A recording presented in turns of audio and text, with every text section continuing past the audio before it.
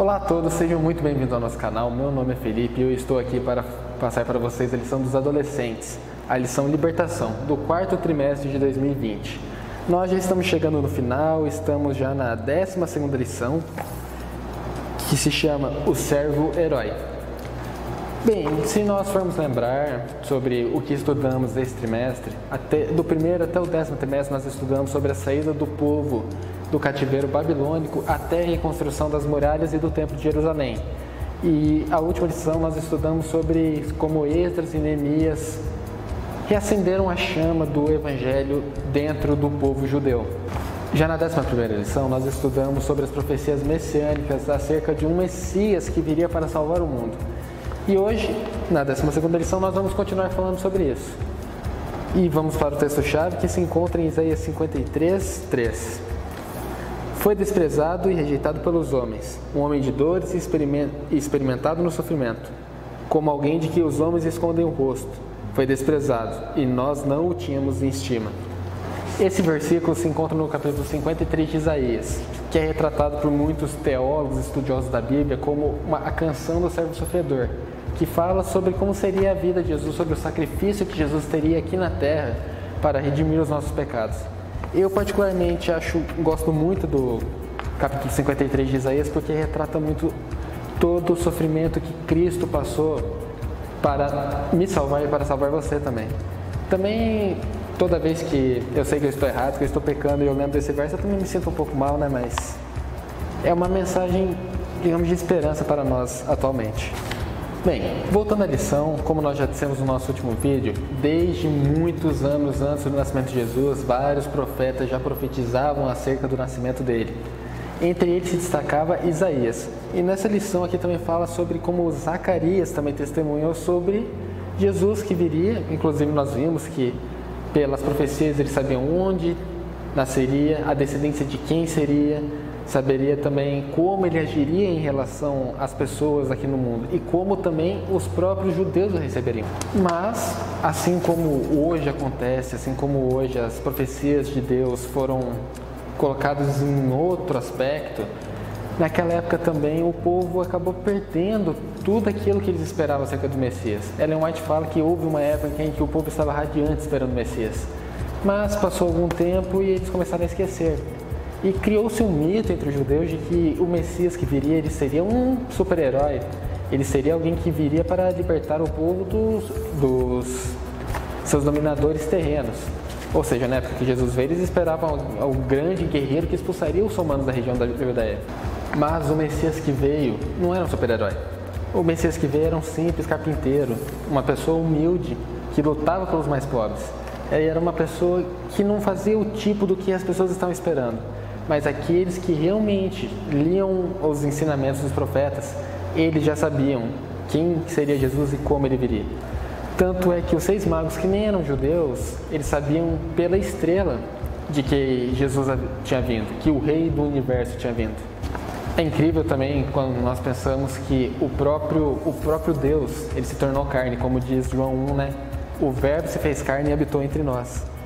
E por meio da humanidade de Jesus, a divindade, ou seja, Deus, ele experimentou tudo o que a própria humanidade experimentou. Tanto é que no comentário bíblico adventista nós encontramos aqui: desprezado e o mais rejeitado.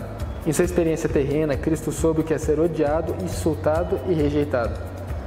Ao assumir a forma humana, Cristo se sensibilizou com tanta dor, pesar e desilusão que o ser humano conhece. Ele sofreu todos os maus tratos e maldades que homens ímpios e anjos maus poderiam fazer contra ele, tendo como clímax o seu julgamento e a sua crucifixão. Em vez de se compadecerem de Cristo em sua aflição, os seres humanos se desviaram dele com amargura e desprezo. Não tiveram compaixão e o repreenderam por seu destino trágico. Até os discípulos o abandonaram e fugiram.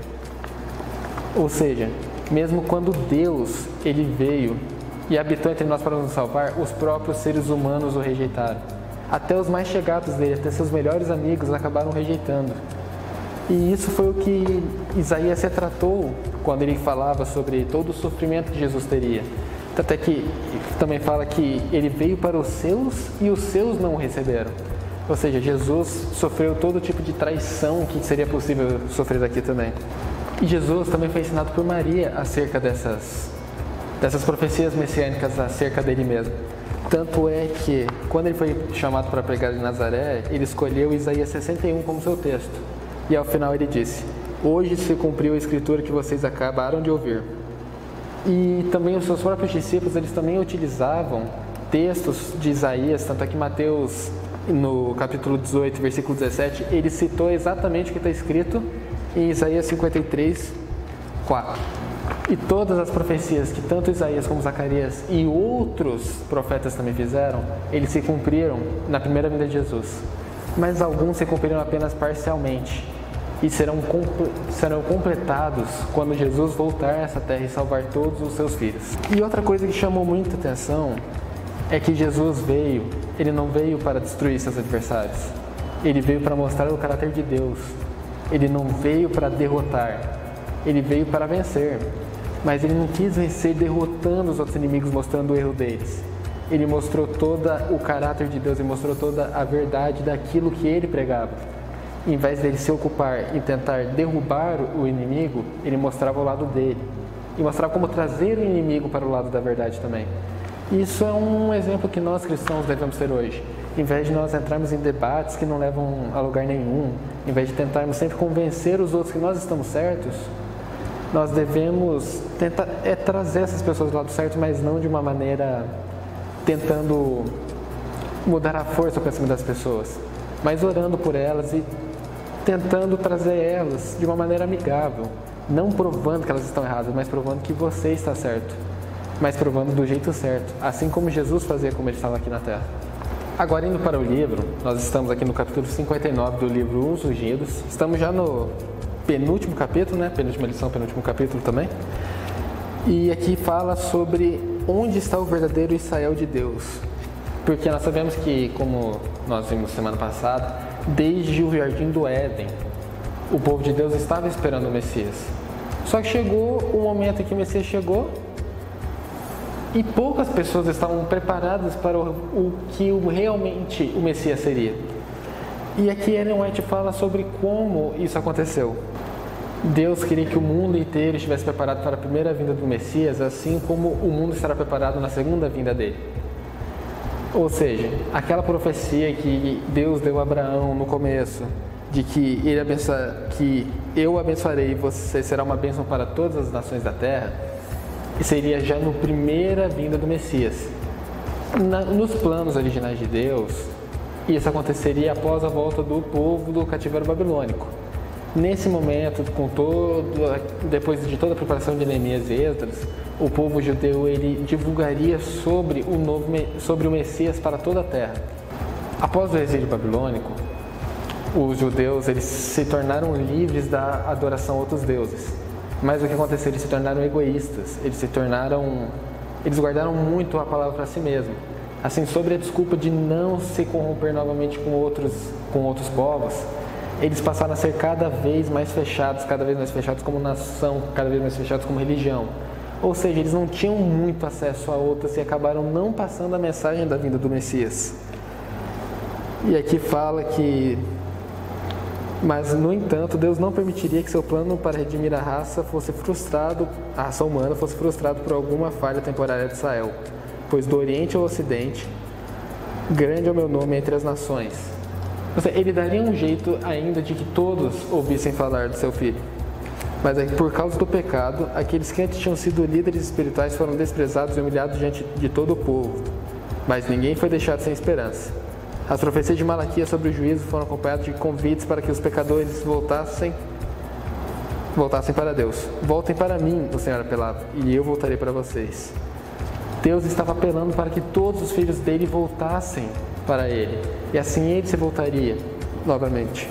Mas o povo de Israel, quando ele acabou se afastando de todo o resto do povo, se tornou um povo mais fechado, ao invés de eles se aproximarem de Deus, eles acabaram se afastando. Porque eles pararam de fazer todos os rituais sagrados, sabendo qual era o significado por trás. Aquilo se tornou uma simples superstição, uma simples tradição. Ou seja, eles faziam aquilo porque eles queriam fazer. E Ellen White diz aqui: apoiados em sua própria justiça, confiaram em suas próprias obras, nos sacrifícios em si, em vez de se apoiar nos méritos daquele para quem todas essas coisas apontavam. Portanto, ignorando a justiça que vem de Deus e procurando estabelecer a sua própria, eles desenvolveram um sistema de formalismo independente de Deus. Não contentes com as exigências estabelecidas pelo próprio Deus, eles criaram inúmeras outras exigências por conta própria. Quanto mais se distanciavam de Deus, mais rigorosos eram na observância dessas formas. Ou seja, foi esse o problema com os fariseus. Eles se afastaram de Deus e eles acabaram acreditando que eles mesmos podiam fazer as próprias leis para o povo seguir. E nisso eles acabaram criando tantas leis que acabou sendo algo insuportável. O que nós mais vemos em relação a isso é na questão do sábado, que haviam muitas questões, por exemplo, você não podia andar com algumas coisas no bolso no sábado, você não podia cuspir no chão no sábado porque você poderia regar uma planta que iria crescer, você não podia andar mais que, não lembro a distância exata, no sábado. Eram coisas banais, coisas que não acrescentavam em nada na salvação do indivíduo. Mas o povo havia se tornado tão prepotente que eles acreditavam que eles próprios podiam fazer a própria lei. E isso foi a ruína do povo de Judá e de Israel. Que o povo de Israel tinha se separado tanto de Deus que não era capaz de compreender o verdadeiro caráter ou missão do prometido Redentor. Em vez de desejar a libertação do pecado, seu coração desejava reconquistar o poder deste mundo. Eles esperavam o Messias que levasse Israel a dominar todas as nações. E assim, quando Jesus chegou, humilde, de uma forma mansa, que não queria, tanto é que quando eles indagaram sobre os impostos pagos aos romanos, ele não falou que não eram para pagar os impostos. Ele não veio para libertar o povo da servidão que eles tinham com os romanos, ele veio para libertar o povo da servidão com o pecado, a servidão que nós tínhamos com Satanás. Aqui fala que por 1000 anos o povo judeu esperou a vinda do Salvador. Mas João 1,11 diz: veio para o que era seu, mas os seus não receberam. E Isaías 53 diz: ele não tinha qualquer beleza ou majestade que os atraísse.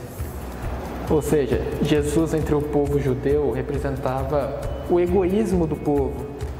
E eles odiavam isso, eles odiavam seu exemplo de fidelidade. E quando veio a prova, eles rejeitaram o Santo de Israel e se tornaram responsáveis na sua crucifixão. E isso dá para ver quando Jesus conta sobre a parábola da vinha, que ele fala que um certo homem um dia, ele tinha uma vinha e deixou sob o cuidado de seus servos, que no caso seria Deus e nós, os humanos.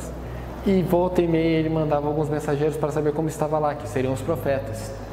E alguns eram espancados, alguns eram mortos, e por último ele mandou o próprio filho, na esperança de que, quando eles vissem que era o próprio filho do chefe, eles se respeitariam.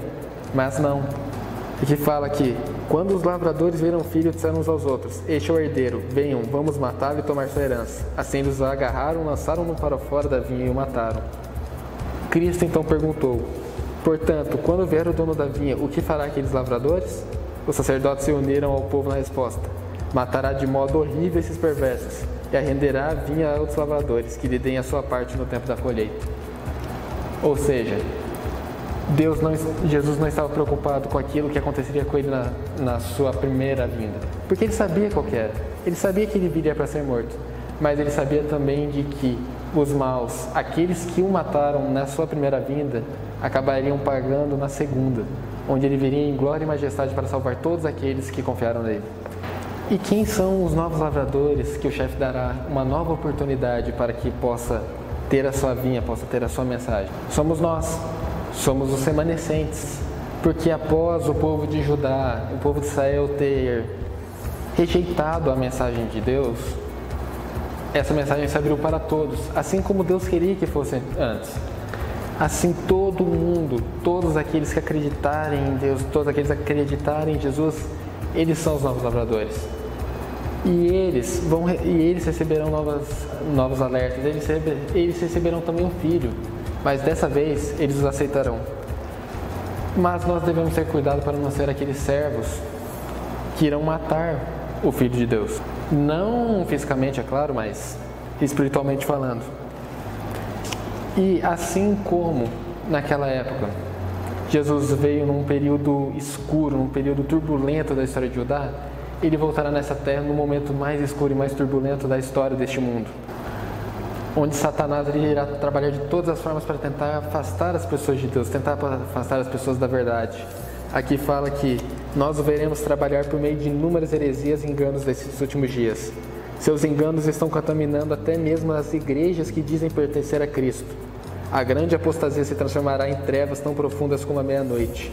Mas das trevas brilhará a luz de Deus. A seu povo lhe diz: levante-se, refúgia, porque chegou a sua luz e a glória do Senhor raia sobre vocês.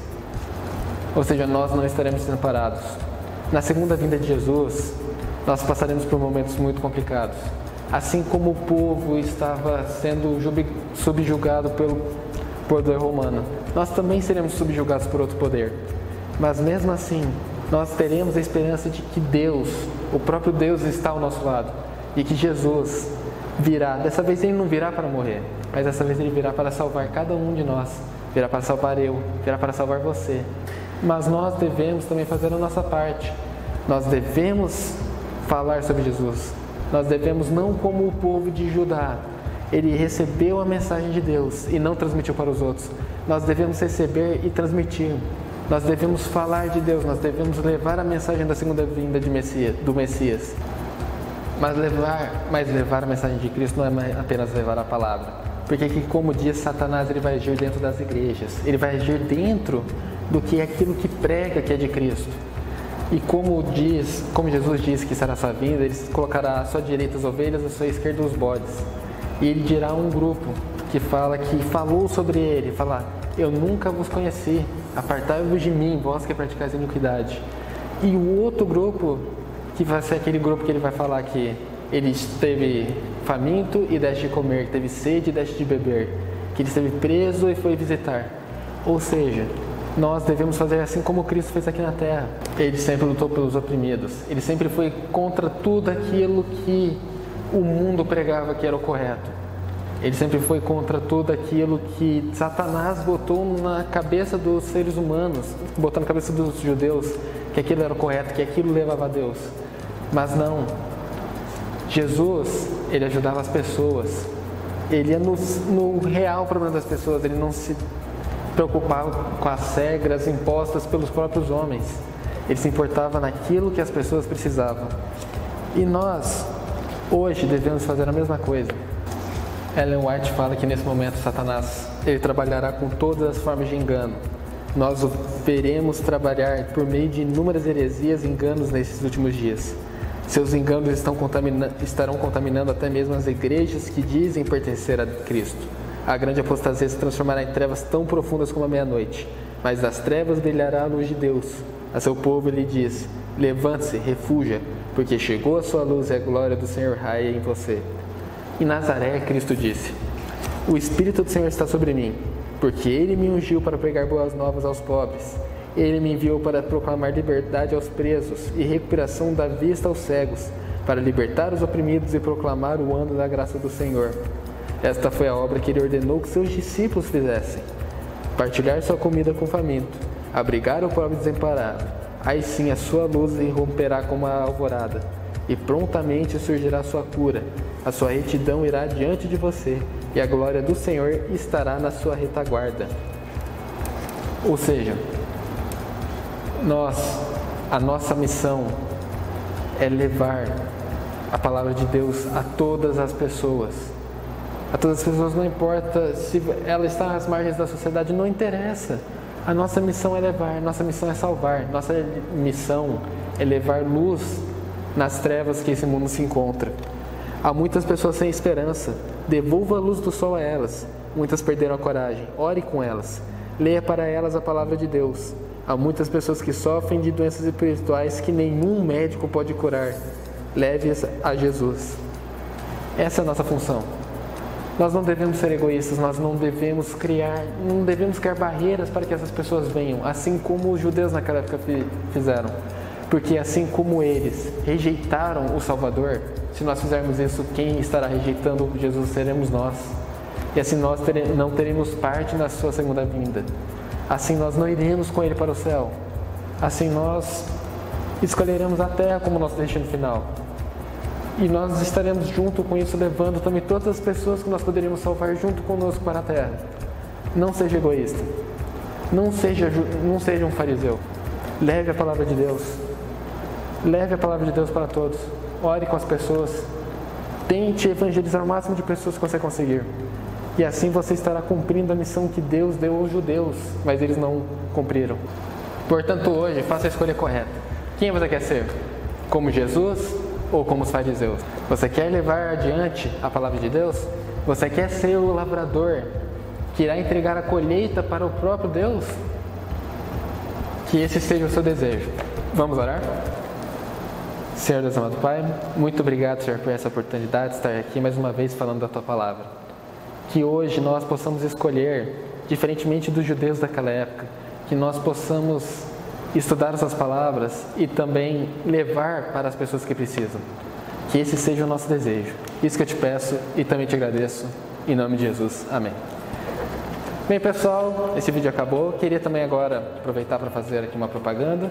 Nós iremos realizar ao longo de todo o tempo que nós tivermos esse canal, nós iremos realizar um especial por trimestre. E como nós estamos no final do ano, nós iremos realizar o especial de Natal. Ele irá ao ar lá pelo dia 20 e pouco de dezembro. E durante o ano que vem nós iremos realizar também outros especiais. Teremos especiais de Páscoa, teremos especiais sobre a Igreja Adventista, teremos especiais Dia dos Pais, Dia das Mães, Setembro Amarelo. E é só isso mesmo. É só isso, acabou nada! Especial de Natal, galera! É isso aí! Se inscreva no nosso canal, curte aí e até semana que vem! Até semana que vem!